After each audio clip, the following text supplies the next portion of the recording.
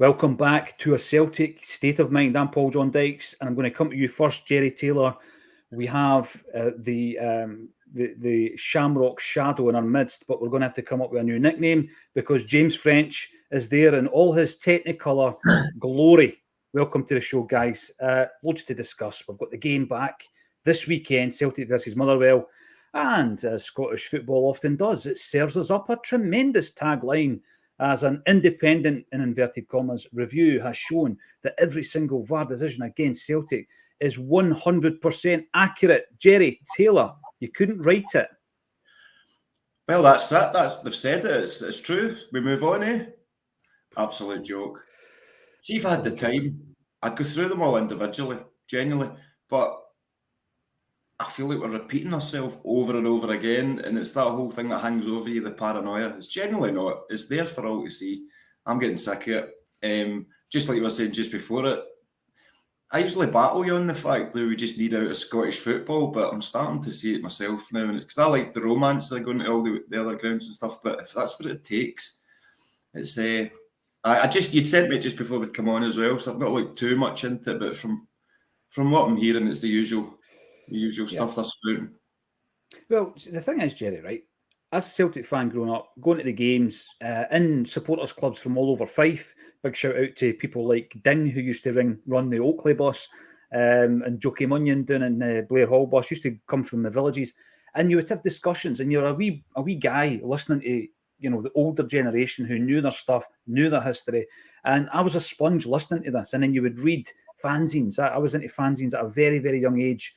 And I was immersing myself in this situation where we were oppressed as a football team in Scottish football. And you can clip this for memes all you like, all the trolls that come in to watch this show that are not of a Celtic State of Mind, because it's true. It's as simple as that. The refereeing is abysmal. It favours one club and one club only, who have now gone 67 games without conceding a penalty kick. And if you extend it even further back, it goes into the hundreds of games having conceded a couple of penalties.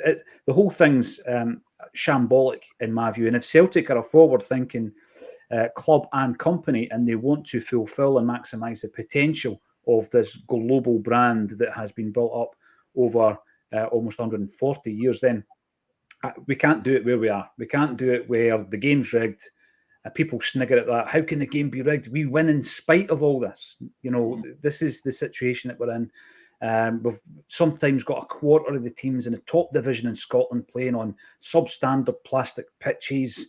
We've got situations where we can't get to away games. The whole thing, we went for seasons without sponsors for our main tournaments. The game is shambolic. Celtic are a shining beacon of success within a tin pot game, which is Scottish football. And this is yet another example of it. James, an independent review panel tasked by the SFA. You could have asked us last week how this would have, been resulted. And, the summary is, let's just pretend everything's not all right and move on. We've got a tin pot VAR system that's working just fine and dandy. What do you make of it, James? Yeah, I think VAR in England and Scotland has kind of obviously been, especially in Scotland, it's been heavily criticised, which is rightly so. Some of the decisions, not just against Celtic, but some decisions in general have been crazy. But I think the SFA investigating the SFA, like, it was never going to be much of it. There was never going to be much fingers pointed towards themselves. Like, I don't think it's ever good when an organisation's in investigating themselves, like, for any wrongdoing. But yeah, listen, Brendan Rodgers and Celtic, they'll just kind of carry on. I don't think he'll probably not be paying too much attention to it.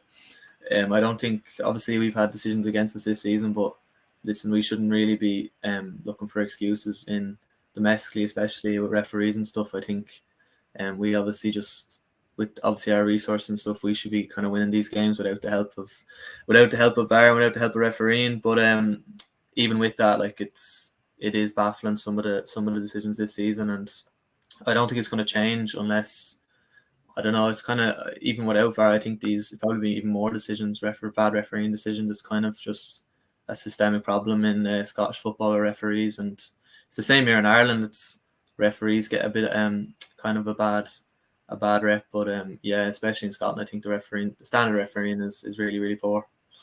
It is, James. I'm going to come to you for specialist knowledge during this show to fill us in on the situation with Ireland in the football sense. But Jungle Lion brings up afternoon from Crazy Dublin, and I just hope everybody out there is keeping safe. We know what's been happening. We've been seeing it unfold, and it's horrific to see.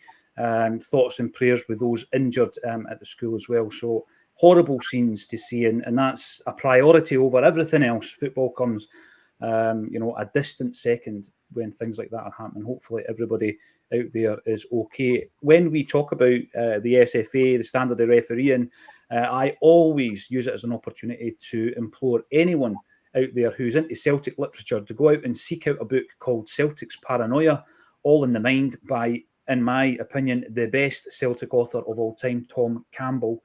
He wrote that book. He's now based in Canada. I don't know how difficult it is to actually get because it's been out of print for a while. Pretty sure you can buy it, download it. But Celtic's Paranoia, seek it out. It's a phenomenal book, very, very balanced. And it doesn't just take it, even though Tom is a lifelong Celtic fan, doesn't just take it from a Celtic perspective. So I always pitch that book every single time we talk about it all being in the mind. Is it a Celtic state of mind? Who knows? Let us know your thoughts in the comment section. Neil O'Donnell. Sorry, mate. Just to interject there. So this is the thing, say about the paranoia as well. This is why we need to be making a stand just now when we're in a position of winning. Because when we're not, if we're losing, it's like, oh, sour grapes. We're doing it now when we're still winning. We're still top of the league, and that's basically all I had to say on that one, Paul John. No, I agree, Jerry. Because if you're under the cosh, a couple of points behind in a title race, and you're second, etc., it looks as though you're looking for excuses to try and claw back the deficit. Whilst you're in a position of strength, this is when you need to stand up. And I think there's been so many occasions. People come round to the AGMs, for example, and a lot of Celtic fans, and this is just the nature of it, a lot of Celtic fans don't want to hear people bringing up issues from the past. People don't want to hear about Resolution 12 and EBTs and stripping titles. A lot of Celtic fans don't. They want to move on from it. Listen, everybody's got different views on it. I think the issue with that is that it was never robustly dealt with by our board, the board who largely are still in place. So I don't think we're strong enough in that respect, and we should be a lot stronger in taking people to task. Neil O'Donnell, thank God the international break is over. Can't wait for the game tomorrow. Yes, we're going to be focusing on Celtic versus Motherwell. But before we do that, the final word, I think, on the international break should come to yourself, James. We've got a bit of specialist knowledge, as I was saying. And obviously, we had a couple of Celts in the squads, the final squads, as it turned out, of Stephen Kenny's Ireland. Mikey Johnson tearing it up on an international level. And, of course, Liam Scales continuing his rise, his resurgence this season. But, of course, Kenny gets sacked, and a couple of Celtic names have been thrown in the hat. Bring us right up to date with everything Ireland.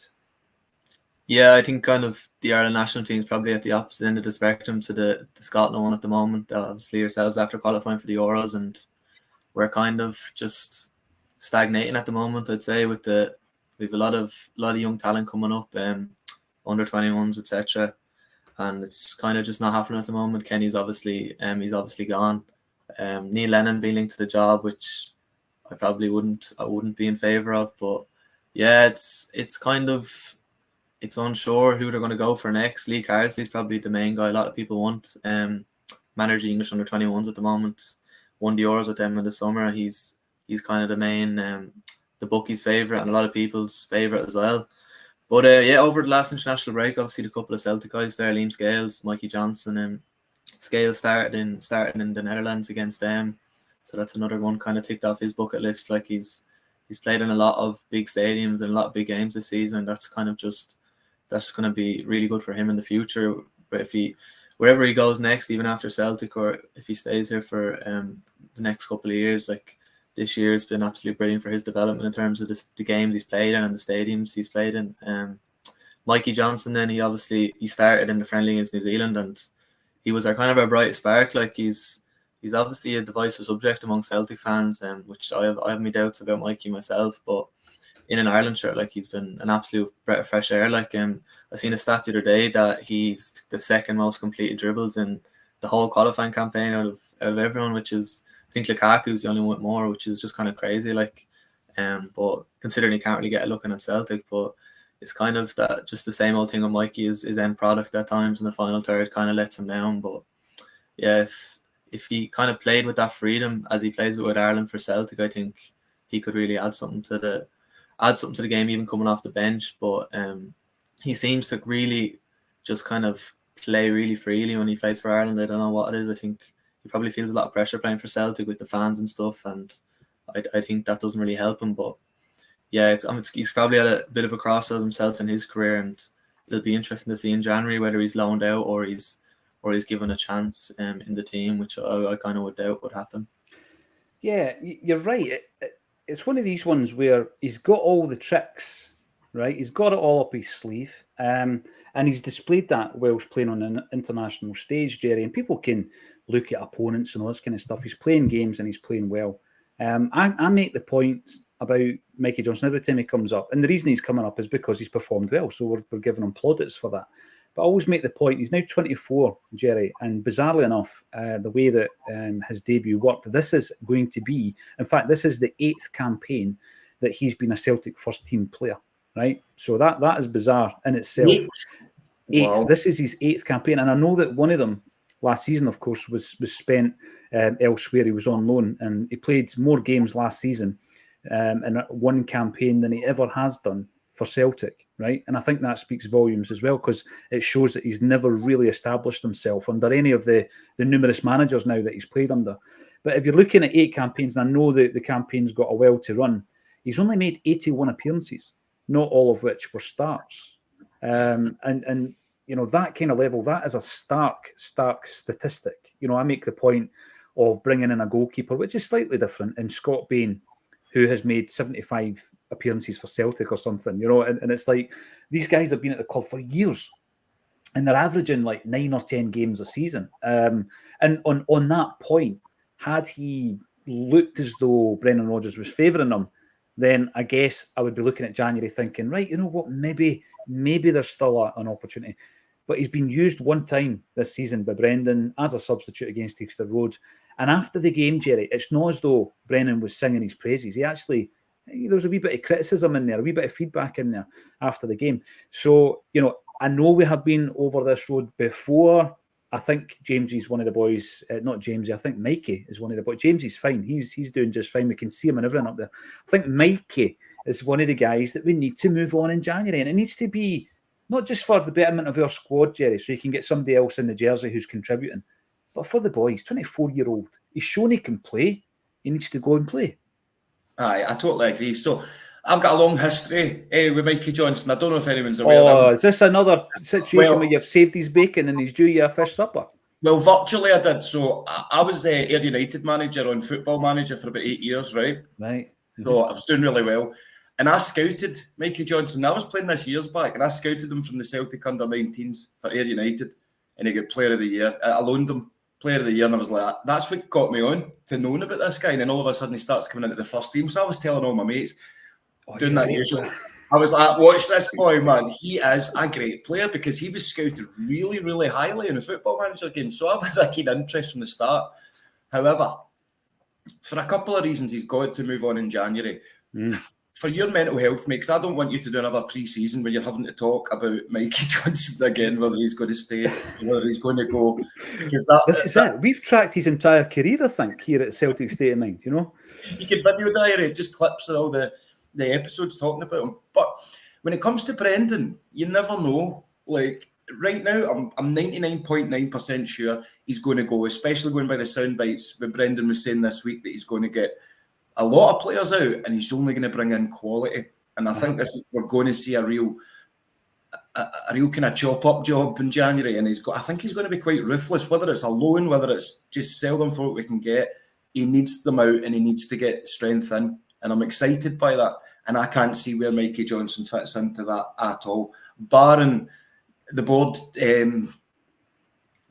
doing something that's not like them, like no paying the money for certain players.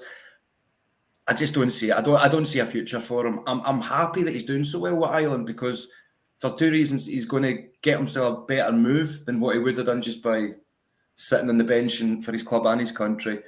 but also for Celtic, we might get a little bit more than what we thought for him, because he is an international. He's just not.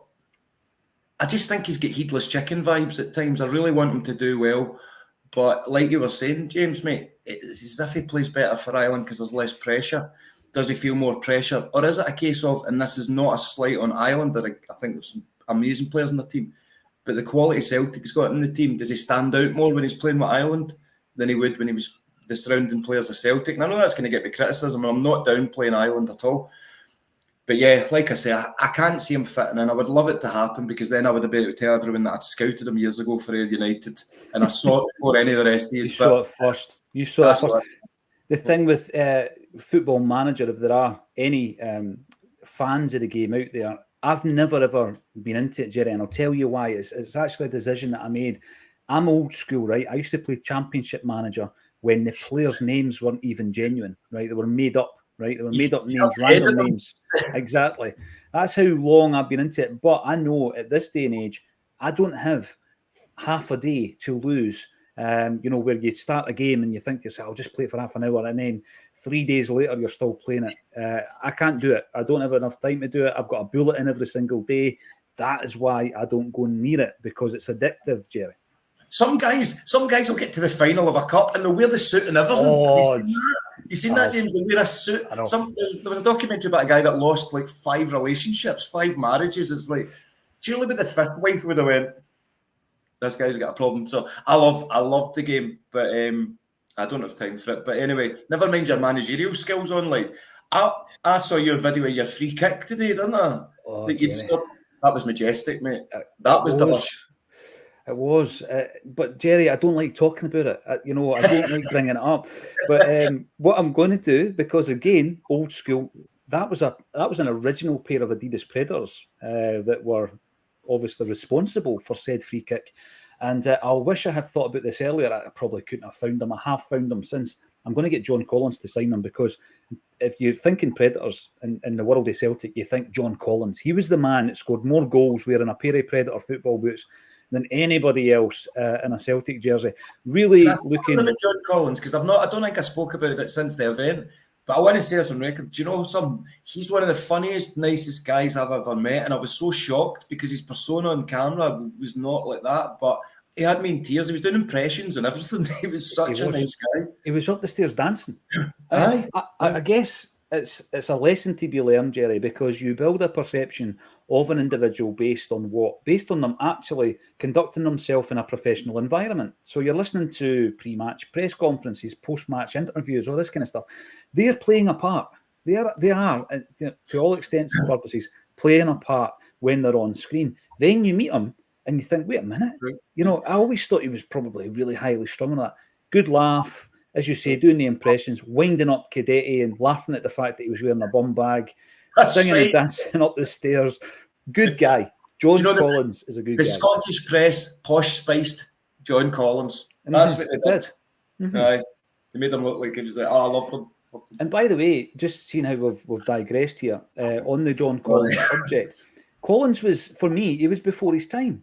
I mean, I remember doing a wee bit of research into one of my books, and I had to read into Stanley Matthews, who you'll have heard of, even if you don't have a great knowledge of Stanley Matthews. And Stanley Matthews was before his time when it came to diet. And he was doing things way back, before anybody else. And he was doing a lot of research on it as well. And he would do things, Jerry, like fasting, when nobody was doing that. Just to rid the toxins of your body and all this kind of stuff. We're talking in the 1950s here, Stanley Matthews. And then you get up to John Collins. Collins, who, I've spoken to people who played alongside him or who were young guys at Celtic. Apparently, he was an absolute anomaly. In terms of his fitness, his conditioning. If you shared a room with him and you were watching the telly, he would be on the floor doing sit-ups whilst watching the TV. He couldn't just sit with a packet of crisps or something like most normal people. He would actually be training whilst he was watching the TV. And what happened, I think, was I asked him the question, you'll remember, where that came from, that obsessive nature that he had. And he said it was because he wasn't good enough. He wasn't big and strong enough when he was a wee guy, growing up trying to make it as a footballer. So he developed brilliant habits and he continued to implement them throughout his career. I think where it's maybe fallen down a wee bit is when he goes into management, Jerry, and he's got a dressing room and there's a culture, and it's difficult for him to implement his obsession into, let's say, a squad of 20, 25 guys who like a bevy and like a kebab and all that kind of stuff. So, yeah, John Collins gets my vote. I think he's much misunderstood, Jerry, I would suggest. Yeah. But such is life. Definitely. Such is life. He's madder than me. I wouldn't go that far. I seen your TikTok video last night. Right, Joe Hamilton. Some things will never change in Scotland, and the SFA is top of that list. As I say, I know that this is part of the issue, right? You talk out about it, and all of a sudden, you've got every meme and every GIF following social media posts in relation to you being a moon howler and a paranoid android and etc., etc., etc. You can't have an adult discussion with anyone within the realms of Scottish football outside of Celtic where they just basically turn around and think you're paranoid. But Joe, you're absolutely spot on. And I'm going to bring in Alan Robertson. Alan, good to hear from you. Team changes for tomorrow to accommodate Tuesday match versus Lazio is the question.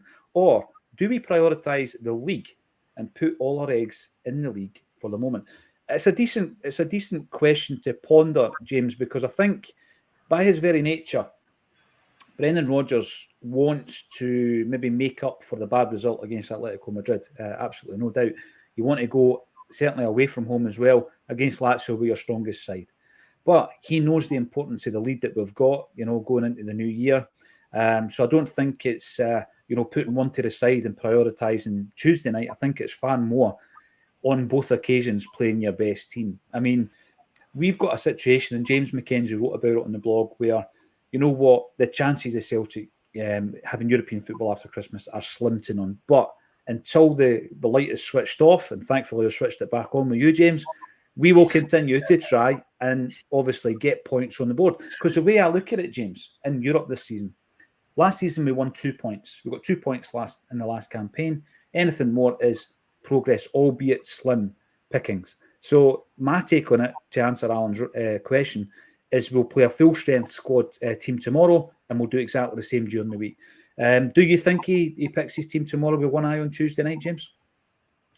I think for the Atletico Madrid game, he kind of did that the weekend before, but it kind of all depends on what Rodgers feels going into the game. If injuries, if there's some players maybe he thinks that deserve a rest after international break, i.e. Matt O'Reilly, maybe I know he's involved for Denmark against Northern Ireland, obviously. Not sure if he played the full 90 now, but he was definitely involved for a significant portion of the game. Kind of just depends on what Rodgers is feeling towards the match. If he feels like he can rest guys looking ahead to Tuesday, but I think it'll probably be, knowing Rodgers, will probably be nearly an all full strength lineup on tomorrow, and then he'll he'll take Matt O'Reilly after 45 minutes if things are going well, and rest him for Tuesday. But I think it'll probably be kind of fairly full strength tomorrow, and maybe a couple of the key guys will come off with 25 to go and give them a rest for Tuesday. But it's kind of whatever our situation in Europe is, you want to give yourself the best chance of doing well and picking up results, no matter what the situation is, whether we can qualify or not. You want to be giving these guys the development of playing in Europe, and it's the only way you're going to get better if we really go at it and give our best players opportunities to play at the highest level. We're going to do better the next year, and then keep going like that, because you're kind of only kidding yourself if you're putting out a poor team in Europe. I remember Ange's first season with the Bodo Glimt game. I think he kind of sacrificed that game with a look to the league and qualifying for the Champions League. But I think it's kind of a naive way to look at it. You can kind of, it's all about balance really. Like you can maybe rest one or two guys on Saturday and with a view to Tuesday, but you're not going to rotate like a full 11 obviously, or even half an 11. I think you just have to. Rodgers will want to improve in Europe, and the only way to do that is by playing your best 11 and giving them that experience of playing away from home in Europe and in a really tough place to go in Rome. I think it's a great point you make, because Brendan Rodgers definitely is far more likely, Jerry, to make those changes in game, isn't he? So it's like he's maybe looking half an hour before the end of the game, put Motherwell to bed, no count my chickens. That's what I'm looking for tomorrow at Celtic Park. And then maybe half an hour before the end of the game, then you're bringing off 3 or 4 guys to give them a rest for Tuesday night, especially when you consider the travel and international games that have been played by the likes of Callum McGregor. Did you see that heat map, Jerry, of Callum McGregor playing for Scotland? Oh my No, God. I've not seen it. Oh, honestly, he is like a Duracell bunny. That's Callum McGregor, right? And, you know, I made the point a couple of weeks back about the fact that Callum McGregor played almost as much game time at 26 as in one season as Nat Phillips has played in his entire career at the same age. And again, as I was saying to James beforehand, no matter what point you make, someone out there will think you're being negative or they will find a negative in it. For example, it's all right to wear a suit when you're playing Football Manager, but if you go and get an award, don't wear a suit. Now, Jerry, social media is a funny old world, isn't it? Franny Weldon from Maury. Nice to see Jerry has recovered from giving birth. Now, I don't want you to tell anybody what Franny's talking about, Jerry. Just go and check Jerry's social media pages out, in particular TikTok. It's TikTok. It's not my TikTok page. It's mine and Wido's TikTok page. It's called A Pair of Dafties. However, someone come up with a great idea today now. Why didn't you call it your page Jockass instead of Jackass? I was like, that would have been much better. Nice. Much better. So yes, for anyone that doesn't know, I've recently become a mother. So if you want to check out TikTok pages, A Pair of Dafties on TikTok. Get it checked out for a bit of light relief and see our Jerry in agonising pain. Just on the Brendan Rodgers with the game coming up, I think it will be a dress rehearsal team that he's going to use for the European game. We've had a lot of time over the international break. They're still hurting from Atletico, so I think he's going to use that, get the rust off them from international break, and then, like you say, if we get a good lead against Motherwell, we can start resting players. But I want to make a prediction, and I know I shouldn't make these predictions because. But that's the thing about predictions. You've got to commit, don't you, Paul John? You've got to commit to it. No matter what my history with predictions is like. Just go right in, studs up. I'm going for it. You ready? We are going to smash Lazio, and I think it's going to be one of our best performances in Europe. I think we're wound up. 3-0. I'm 3-0, exactly, mate. I'm going 3-0. We're due one, and it's not going to be one of those. You know, it's not one of those that we're just going to go over the line. We've not won in so long. It's going to be a hammering. We're going to smash them. Remember, we went away and we got a result. And it was kind of similar to that. Was it Anderlecht away? You remember that? Anderlecht away in Brendan's first tenure. And we've gone and we've got this result. We just plucked out of nowhere. It was just tremendous. Listen, Lazio at home. And I know, you just have to look at Atletico Madrid to know that there is a disparity with the home advantage. But Lazio at home, I never seen anything that night that made me think that the level of quality was such that we can't beat them. On another given night. When you look at the draw against Atletico Madrid, I think the quality was obviously there, even in the 2-each draw, Jerry. I mean, the changes that Simeone made at half-time, for example, you knew that Brendan Rodgers had, 10 minutes to look at that and thought, we're going to have to completely change our shape to live with these guys. So you've seen the quality. I didn't quite see that against Lazio. What I seen against Lazio was, in very, very many ways, and it's a big regret of mine so far this season, we had them rattled and we should have got a result. And there was two moments in the game that completely flipped it on its head. And the first, obviously, being Palmer's goal, the bootlaces in Maeda. And then Carter Vickers, the least likely player in the Celtic squad to make a defensive error, makes a defensive error. They two moments completely flipped the game on its head. And but I'm going in, and I'm confident. I'm maybe not 3-0 win confident, Jerry, but I'm confident, and I love your positivity. Let us know what you think in the comment section, as always. This is a Celtic State of Mind, the now 6-time award-winning platform, and I say that for all the people who like to give a stick for winning awards, which is another social media thing I cannot get my head around. There we go. Michael Ross, 2.5 million, a win in the Champions League, so go for the win in Europe. Yes, absolutely go for the win in Europe. I think I agree with James. We'll probably do some in-house squad rotation during the game that will benefit us against Lazio. Mikey boy, hail, hail everyone, and hail, hail to you. A lot is at stake this season in terms of Champions League money with the new format. Yeah, new format means that you're, if you qualify for the Champions League, you're going to get 8 games. You're going to be playing games beyond Christmas anyway. That lot across town need that money. Expect plenty more honest mistakes with VAR. We have to be at the top of our game. And with that in mind, Mikey, I think also you need a strong board to be able to fight our corner. And that's what annoys me, James, about the situation at the moment with the Green Brigade, because we're up against it as it is, you know. And I'll go back to Brendan Rodgers' first time round, and I always mention this. He spoke about the Holy Trinity, where if we all pull together, you know, management team and players, fans, and the board, we're almost an unstoppable force. This is why I hate when there's a fracture in that relationship. Last time round, the fracture was between Brendan and the board. This time round, it's the fans and the board. And because once you breach that, you're just not going to be as strong. And particularly if you want to talk about the fact that SFA choose to see no evil, hear no evil, speak no evil when it comes to VAR, and they say that every single decision against Celtic that has gone through VAR has been correct, then you need to have a united force. You can't have this fractured nature of the fans against the board. Yet, we're sitting here the day before the game, James. It's not been sorted out. There's going to be the action, positive action, by the Green Brigade tomorrow. They're meeting up back at 1 on the Celtic way to welcome the team into the stadium. They won't be in the park, obviously, because they're banned. What's your take on it, James? Can it be resolved? And when do you think it can be resolved?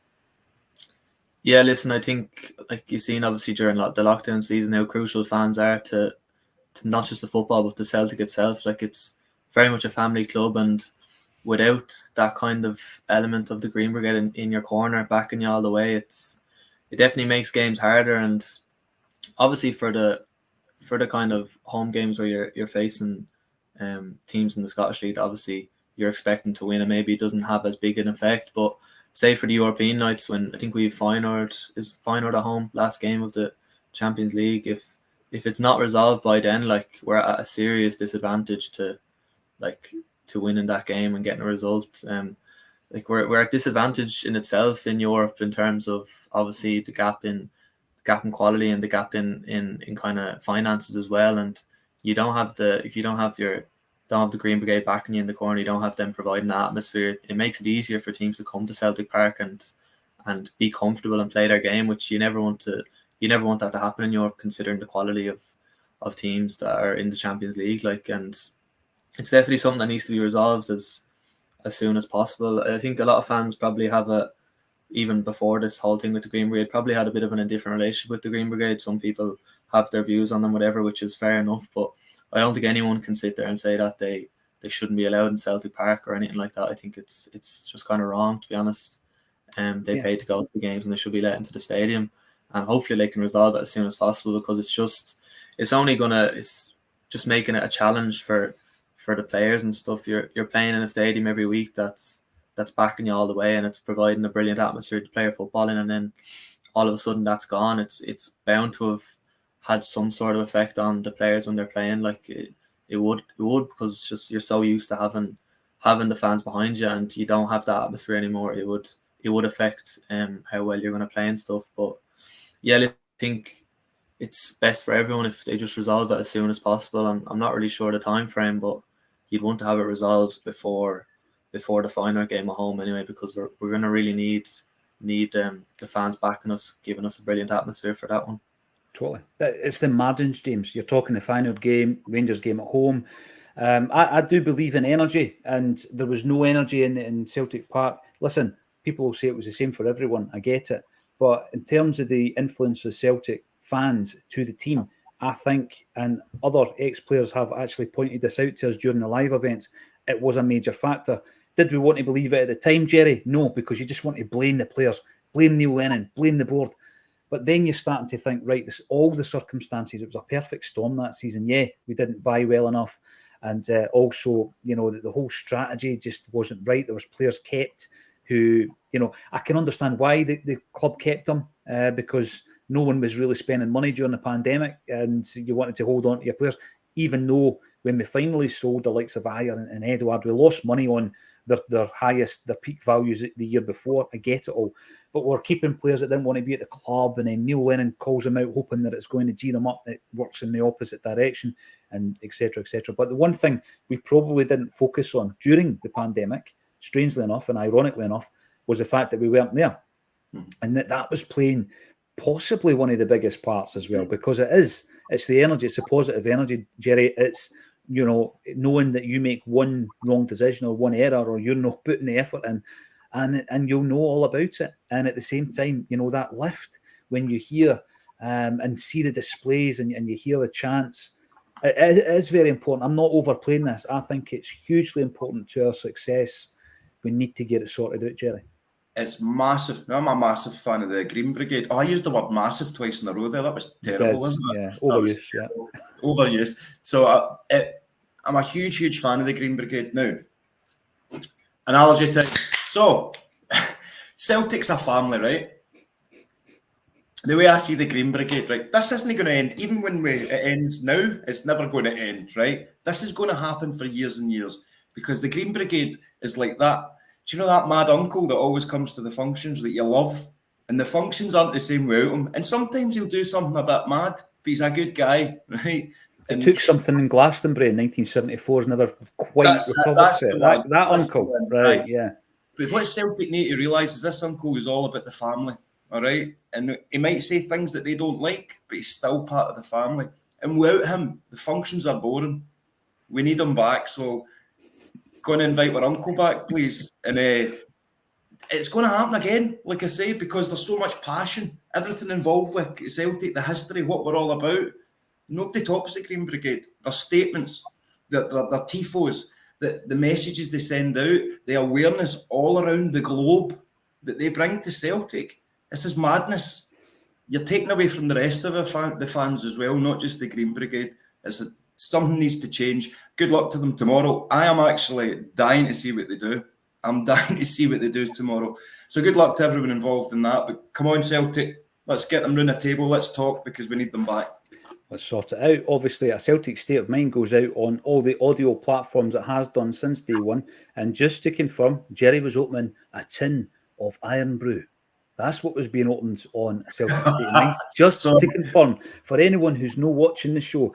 But I'm going to give a big shout out to our friends at the Green Sunrise podcast, Jerry. A couple of months back, I went through to meet the boys, Paul. Wee Wido, that's where I met Ada as well. So you went through yesterday to record your episode. Big shout out to the guys. When are we going to be able to watch that? Next week, maybe sometime? Hopefully, it might be the weekend. It might be next week. So I get invited down to talk about basically everything I've been talking about 12-step wise. I don't think they were ready for it.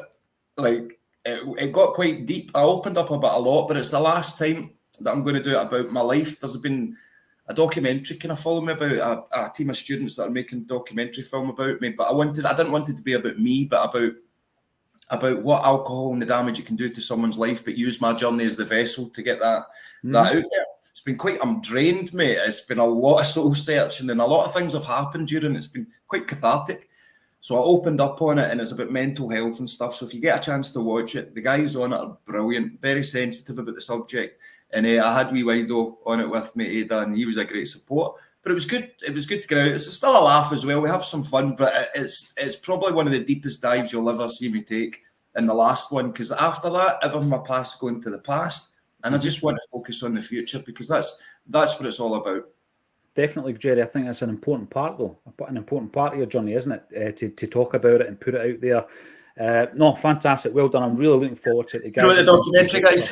So when they made it, they thought it was going to be like a half-hour documentary, and in the first meeting, I spoke for 2.5 hours. And the guy was like, "Do you even realise how mental you are?" No. So it's going to be more like Better Call Saul. It just keeps running and running and running. 8 series on Netflix. Absolutely. Sorry for cutting you off again, mate, but we need a title, right, for this documentary. So if anyone's got any ideas, my mum's come up with things like Jerry Taylor Unmasked or things like Sillier when Sober. I don't know, but we need something that's about the 12 steps. So if anyone's got any ideas, file them at us. Bring them on. Hi, I'm going to bring up something that was mentioned earlier about one of your. That's a good title.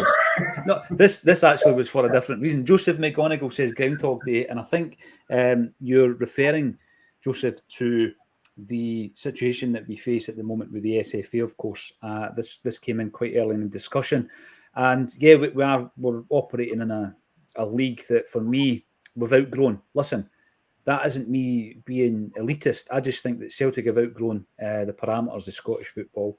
And, you know, I think that there has been occasions in the past where we've probably been one of the drivers in creating a platform elsewhere. And I think there's going to be clubs in other countries and other leagues who are feeling as frustrated as Celtic when you look at the big half dozen clubs and the virtual invite-only Champions League as it's becoming and all this kind of stuff. It's the Champions League. Let's change the name of that if you're not a champion of your country then. And I think that in my lifetime it would be good to see rather than just say, we're a Scottish club and we deserve it and we belong in Scotland and all this kind of stuff. Every single time something like this happens makes me wonder if they want us. Every time a Scottish team locks our fans out, Jerry, I think to myself, do they want Celtic here? Do they want our fans in the stadium?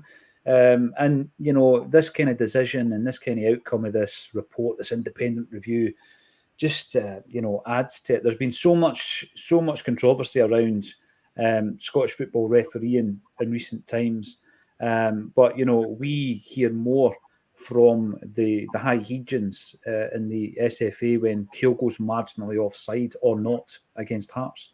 That's the situation that we're in. So the Scottish game, there's a lot wrong with it, and I would much rather we plied our trade elsewhere. Derek, surely tomorrow's game is a time to rest some of the first picks and give some decent game time to the development players, or are we too cautious to do that?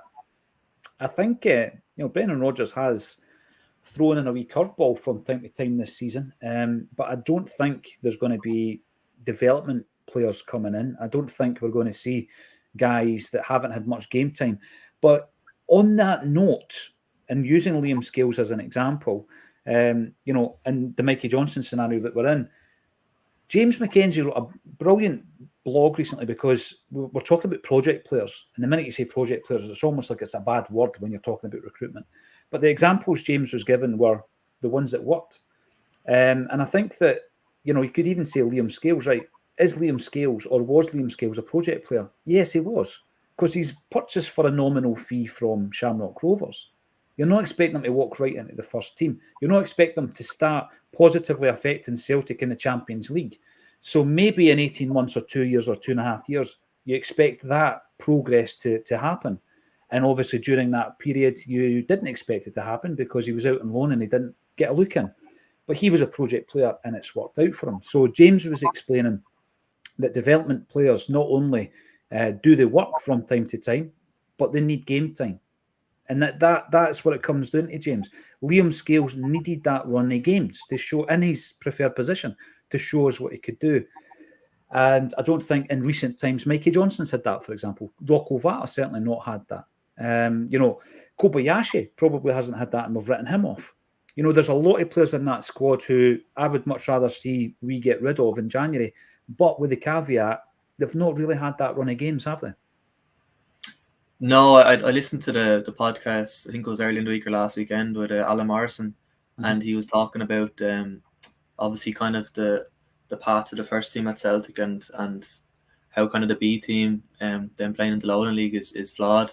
I think he was kind of spot on. Like it's a tough situation to resolve for Celtic because they're obviously operating within the parameters of Scotland and the SFA and stuff, and obviously there's problems there, and there's problems in general in Scotland, grassroots football in Scotland, obviously with kind of a lot of the best talent obviously goes over to England and stuff, and from even the youngest age of 15, 16, and these guys aren't staying at the likes of not even Celtic anymore. They're going straight to England, which is they see as best for their development, which they're probably right in.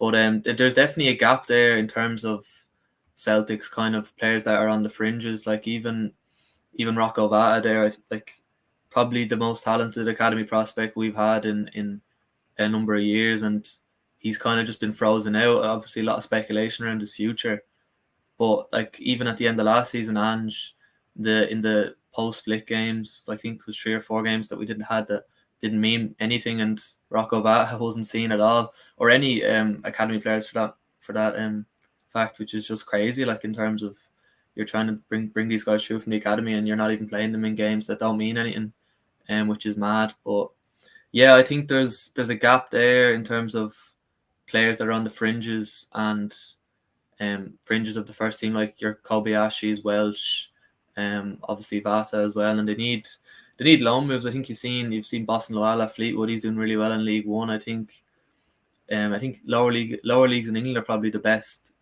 place to go for kind of Celtic development players. You've seen a lot of success with, obviously McGregor went to Notts County and Lowell went to Fleetwood and stuff, and like these guys need to be given game time. And I know the B team played a friendly against Dundee the other week and a few weeks ago.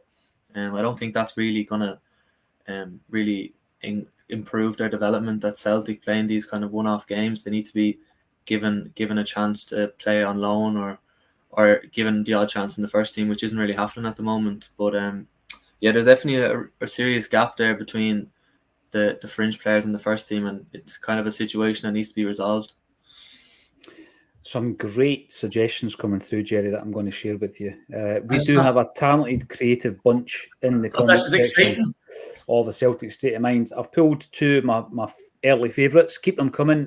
What should a documentary on Jerry's life, which is currently being filmed around his journey and the 12 steps, what should it be called? Right, here we go. We've got Robert Ingram saying, Drinker, Tailor, Sober, Dry. That's good. That is very good. Listen, really like that. I'm writing these down. Right, Drinker.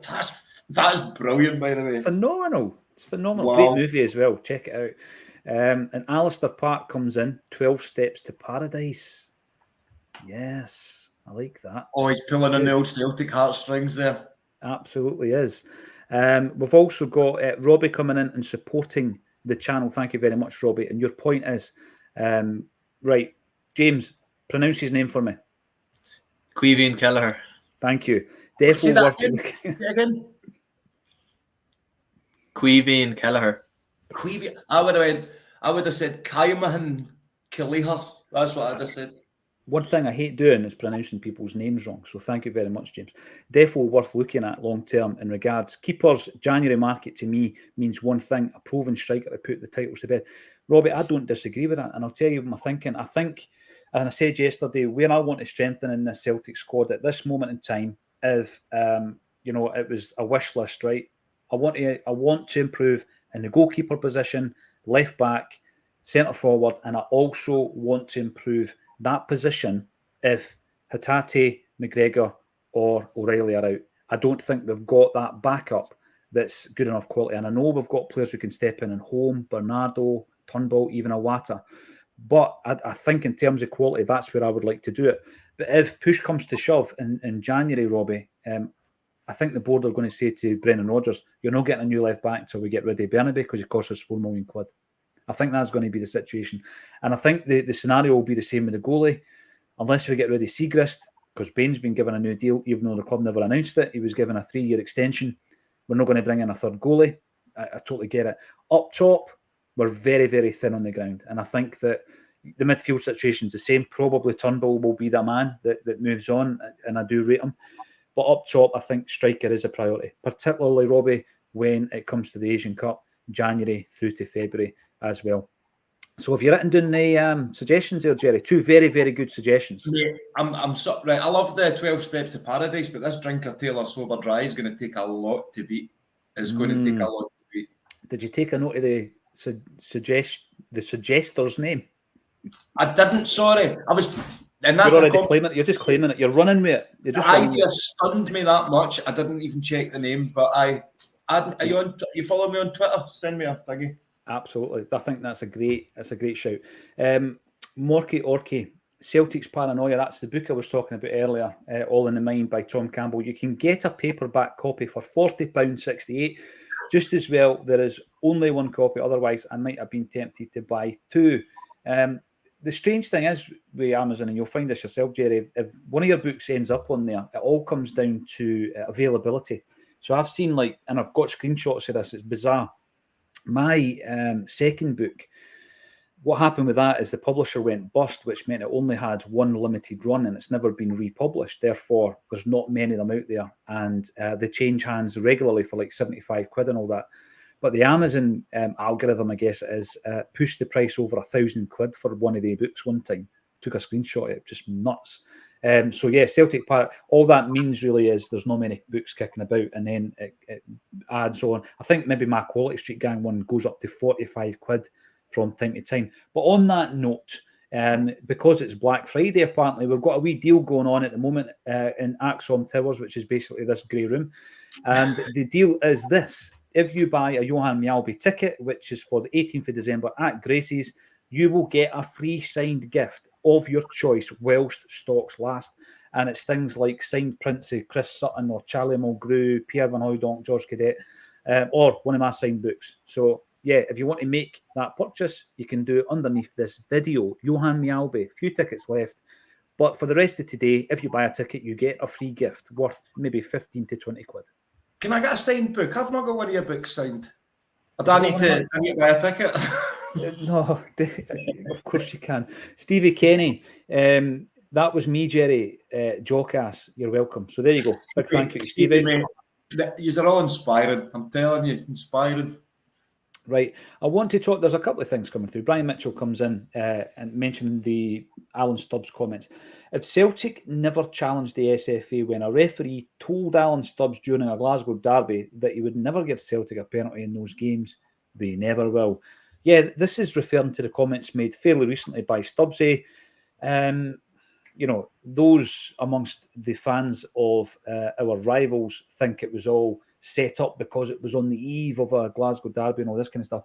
Actually, when you look at the context of it, he's on a podcast which is non-Scottish football related, and it just happened to be a discussion point based on a decision that had happened down south, and Stubbsy used this as an example. And I don't even think he built it up, Jerry. He just told them this happened during the game once, and they were astonished because obviously they're not part of Scottish football. They don't think that kind of thing happens, but it does.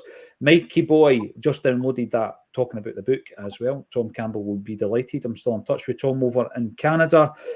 Plunge McNugget, if Stubbs was telling the truth, he should challenge those who say he's lying. Because I think what we found was, apparently, says Stephen, the party line amongst the journals regarding Stubbs was, he is telling lies. Or is he telling lies? Yeah, exactly. That was a narrative once you speak up about it. Someone else has come in to say, you've won all these trophies, yet you're moaning about bias against you. Yeah, exactly. And the underwater cabbage salesman, the Shamrock Shadow, he is back. He is back, and his identity has been revealed. Alistair Park, listening, watching live from Vienna. Best wishes to all Axoms, especially Edwin van der Jerry. By the way, that free kick you were talking about earlier, Jerry, the one that I hit with my old Adidas Predators, the goalkeeper was a bit suspect, to be fair. He was, but I think he was just obviously dazzled by the technique that you'd put into it. But I listen, I'm never taking criticism about not saving a free kick again. You just need to show that goalkeeper. But it was some free kick you hit me. You're a good player, you can tell. It wasn't as good as the curtains that I was sporting at that time. Proper Shaun Ryder 1990 style. VAR is just another way for the powers that be to show their bias to the team over the dike. Hail, hail. Right, let's talk about Motherwell tomorrow then. So we're back from international games and endeavours, and Matt O'Reilly's come back with a big smile on his face. He's now a full international cap for Denmark, which is superb. As James was telling us earlier, Liam Scales continues his progress, playing well against a very, very strong Netherlands front line. And Mikey Johnson tears it up for Ireland. Who knows what's going to happen when it comes back to Celtic. Let's start with the team then, Jerry. I think what we will see tomorrow is no surprises. Joe Hart in goals with Johnston at right back, Taylor at left back, and the central defensive partnership of Carter Vickers and Scales. Now, someone in the comments rightly said, listen, you don't approach a game against Motherwell the same at home as you do Lazio away. I get it, and I absolutely get that. So there might be a tactical change just to work on the shape in match if the game is put to bed tomorrow. But I would certainly be starting with 4 at the back. Jerry, any discrepancies in there that you can see? Any changes you would make? No, I generally don't think that we'll see too many changes because there's been an international break. I don't see this as the time for tinkering with the team. I think it'll be a dress rehearsal who he's going to play against Lazio. Even though it won't be the same way that we approach the game, like you said. It's about getting more fitness into the players. Not so much fitness, but any rust for the ones that haven't been playing international duty, just to get it out of their legs. I don't think we are consistent enough yet to be doing any of this types of tinkering or resting anyone. it's full on till January till we get the squad that we need, because like I said, it's going to be a bit of a hurdle, a few hurdles on the way there. So for me, I don't see many changes to the strongest team. No, I'd agree with that. I think it comes into the midfield, and there's maybe a question in the midfield. I think it'll be home. I think he'll play home in the midfield. Right, so you're playing home, and I'll throw this one out to you as well, James. Tell me if you disagree with the defence, by the way, James. But do you play home because going into the Lazio game, you're thinking defensive mid, and you're trying to shore it up in that respect? Because going into that Lazio game, I can't see us playing David Turnbull, for example. Obviously, he's opted to play Bernardo in a couple of the games. How does he play it tomorrow in terms of the midfield three? I think Bernardo has really impressed me since he's come in, probably more on the defensive side of his game more than what he's doing going forward. Obviously, I think it was in the Atletico Madrid game he made the most pressures in the game, which is kind of closing down passing lanes. So defensively, Bernardo's he's a really useful tool, especially in Europe. But I think you're at home to Motherwell. Motherwell are a decent side. Like they obviously back in September, it was a Matt O'Reilly winner that got us the win in the end. So there'll definitely be no pushovers in terms of how they're going to set up and stuff. They have some decent players, and I think I'd probably rather have Home in there just for his ability to find them passes in the final third. He's a very clever player, very good technically, and I think that'll definitely be useful against Motherwell, which will be a low block tomorrow we'll be facing. So I think we'll need as many of them kind of players who can find them passes in the final third as we can. So for me, it'll probably be McGregor, O'Reilly and Home, and then you probably want to bring O'Reilly off maybe at half time if whatever way the game's going, and have him rested for Lazio. But even McGregor obviously played for Scotland over the international break. Does he need a rest? I know he never really gets a rest, but maybe we could be looking at him to come off for a Wata or something.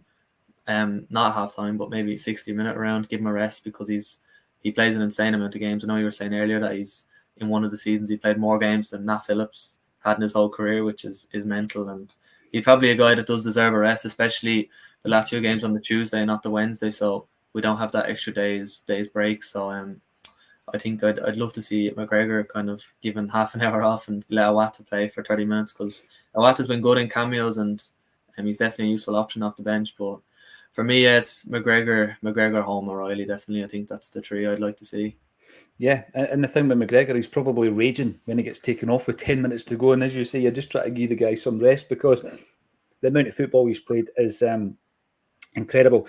And then again, with the wingers, I think at the moment, if there is such a thing, they kind of pick themselves just now with Palma in such good form, Yang coming into a game. And then up top, Kyogo, who has returned to training. I could see him training in the pictures yesterday in Lennoxtown. So again, unless there really is one for my fixed on the Lazio game, I think we go as is. The only real question mark would be around that midfield position. Bernardo, Turnbull and Home have all started games in the last month, so it'd be interesting to see how Brendan Rodgers treats that. Robert Little, Stubbs needs to name the referee. Right, I'm going to ask you what you think about this then, because there's certain things, Jerry, like even in the world of media, for example, since I started writing books, there's certain things, quite unsavoury things that have happened, right? For example, and you might mention them, you might hint at them. I don't think I would be comfortable naming the individual, because you're opening a world of pain both for yourself. Maybe privately you can say to people so that they can tread carefully if they're getting involved in a particular deal, for example. But I think naming them, is it necessary, Jerry? I think maybe privately you could, but publicly, what do you think? No, I'm not into that. Like, how many years ago has it happened? And the referee, are they still alive? What's their family like? Is it going to upset them for a mistake or something that they've said how many years ago? I don't think going down that route is going to help. And then it'll just open up other doors to who's lying and who's not. I believe it is. The thing you've got to look at is Alan Stubbs had absolutely no reason to come out with that if it wasn't true. He was going to gain what? Nothing. It was on an English podcast. It was just he was just telling the truth to these guys. There's no reason for it. So I totally believe it, but it raises more awareness. But I'd love to see like a panorama type thing. I'm hoping somebody's been involved like for the past couple of years, dressed as some kind of mad sheik or something like that undercover, We've seen it happen before. Aye. these are the things like, name and shame. I want to know their names. What then happens is you could be creating a situation for an individual, if he is still with us, Jerry, that could get a bit hairy. So I think Stubbsy's mentioned it, and he's maybe taken a wee step back after it and thought, right, I've thrown it out there, cat amongst the pigeons.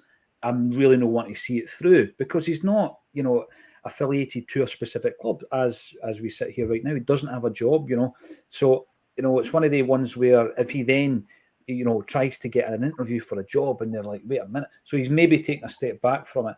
I've heard a lot of things during our live events, Jerry, that would never be repeated on a podcast or a show or committed to tape. And that's why I found it quite surprising that Stubbs, he said that. I would expect him to say that at a Celtic event where everybody's at it, because, in the true nature of being in a room of Celtic fans where you can all speak freely, nobody's filming you to try and put it on the socials. But yeah, it's out there. He said it, and I don't think it's fair. I don't think it's fair to say because he's not named them that he's made the story up. So Paul McLean comes in. If Stubbs doesn't name the ref, then he's made it up. I don't think that's fair, because there are situations, Paul, which are multifaceted why you wouldn't name an individual. You can put it out there as an example, and you add credibility by saying this was a game and I was playing for this team. You don't have to, but listen, internally, privately, if something has to be done, yes, you name them in that respect. You don't have to come out and do it publicly. That's my take on it anyway. So there we go. Thank you, every single one of you, for getting involved. If you want to win a free signed gift by a Celtic legend like Chris Sutton, or John Collins, who has got a couple of newfound fans, and Jerry and I, and a few others, Charlie Mulgrew's in there as well, or even a book, and I'm not saying that they're signed by a Celtic legend, they're just signed by the guy who scribbled them, which was me.